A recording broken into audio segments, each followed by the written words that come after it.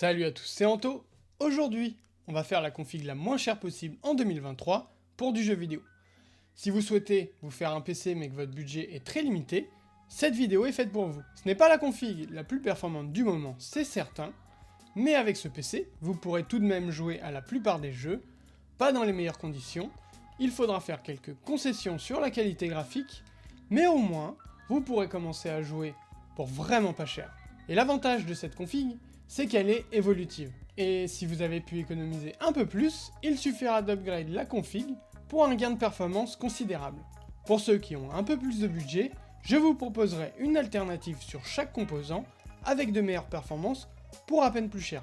Et en plus de la config, je vais vous proposer les périphériques les moins chers pour compléter votre setup, car juste avec une tour, vous n'allez pas trop pouvoir réussir à jouer. Comme ça, vous aurez une idée du prix total à débourser si vous partez de zéro. Allez, c'est parti! Et on commence par le cœur de la machine, le processeur. J'ai choisi le Ryzen 5 4600G de AMD, un processeur à 110 € avec une puce graphique intégrée. Le plus cher dans un PC étant la carte graphique, jouer sur la partie graphique intégrée du processeur va permettre de faire un max d'économie. De plus, le ventirad est fourni dans la boîte, ce qui permet d'économiser encore un peu plus. Avec ce processeur, vous allez être plus que tranquille pour de la bureautique. Et pour les jeux vidéo, c'est un très bon processeur. La puce graphique va un peu galérer comparée à une carte graphique, mais va tout de même faire son taf. Sinon, si vous avez un peu plus de budget, vous pouvez prendre le Ryzen 5 5600G qui a encore de meilleures performances pour 140 €. Vu que c'est un processeur avec un socket M4, il vous faudra une carte mère en M4.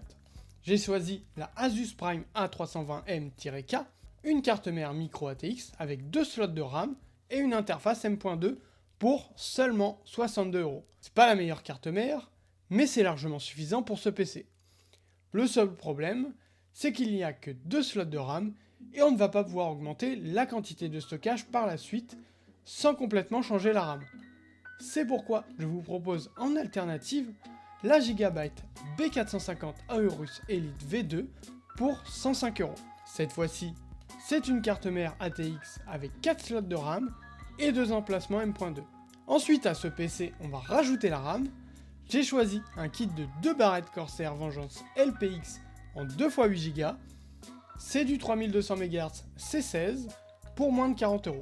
Pas d'alternative plus performante cette fois-ci, mais si vous avez pris la Gigabyte B450 Aorus Elite V2, alors vous pourrez monter à 4 barrettes de RAM pour avoir 32 Go. Ensuite, on passe au stockage. J'ai choisi le Crucial P3 500 Go en M.2 pour 24 €. C'est suffisant pour commencer, mais en alternative, il y a la version 1 Tera pour 51 €. Pour l'alimentation, j'ai fait le calcul sur une config complète après upgrade, avec comme carte graphique la 4062 Nvidia. Il nous faut donc un minimum de 400 watts de puissance. J'ai donc choisi la Be Quiet System Power 10 en 450 watts pour 60 €. Si vous pensez prendre par la suite une plus grosse carte graphique, je vous conseille au moins 750 watts pour être tranquille. Dans ce cas-là, je vous conseille la Cooler Master 750 watts pour 77 €. Maintenant, il nous faut un boîtier pour cette config. Là, le choix est très personnel. Vu que c'est une config pas chère, j'ai choisi un boîtier ATX le moins cher possible, le Mars Gaming MCN2 pour 37 €. Mais si vous avez plus de budget et que ce boîtier ne vous convient pas, je vous propose un autre boîtier bien plus qualitatif, le Corsair Carbide pour 65 € avec 3 ventilateurs inclus. Si vous avez peur que le processeur chauffe un peu trop, je vous propose un petit ventirad très efficace, le Cooler Master Hyper H412R pour 37 €. Avec lui, vous ne devriez pas avoir de problème de surchauffe. Du coup, cette config dans sa version minimum nous coûte seulement 330 € et dans la version la plus chère, 460 €. Pour gagner instantanément en performance, je vous propose de rajouter une 4060 comme la MSI Ventus en 8 Go, une version overclock pour 330 € de plus. Vous avez des doutes sur la possibilité de jouer seulement avec le processeur? Eh bien voici le nombre de FPS que vous pourrez avoir sur les jeux en 1080p en graphique réduit. Et maintenant, avec la 4060 en 1080p Ultra,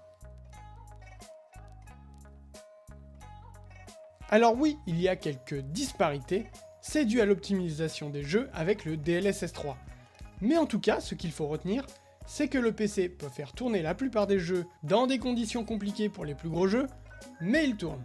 Et que une fois la carte graphique rajoutée, le PC a d'excellentes performances. Maintenant, passons au complément du setup.